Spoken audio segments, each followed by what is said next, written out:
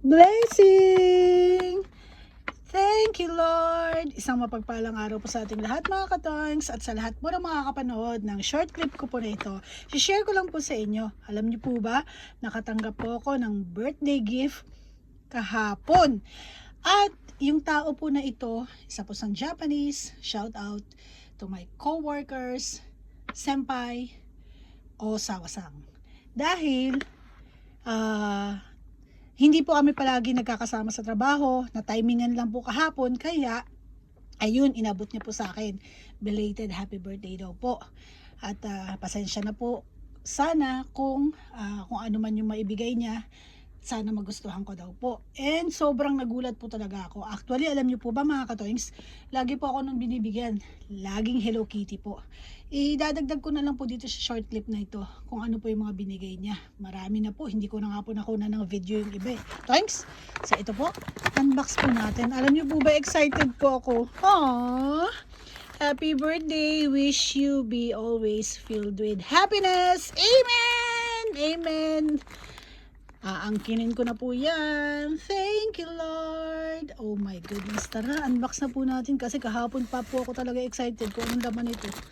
Aww, honto ni arigato. Kansha desu. Osawa-san.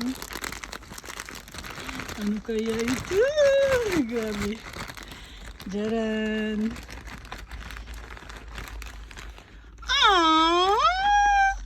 Ala, meron pa sa loob.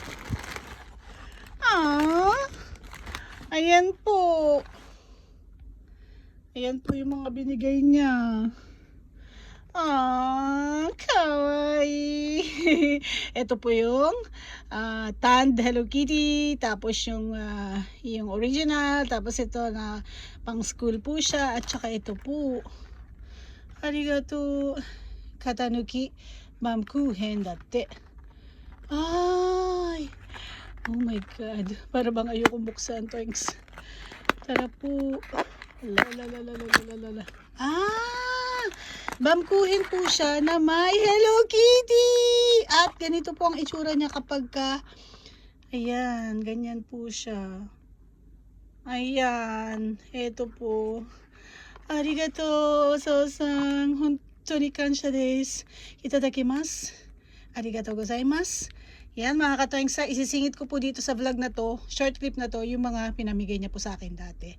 Thank you po. God bless you more. Osawa-san. Salamat po sa mga kakapanood. Paki-like and comment na lang po. God bless us all. Mwah!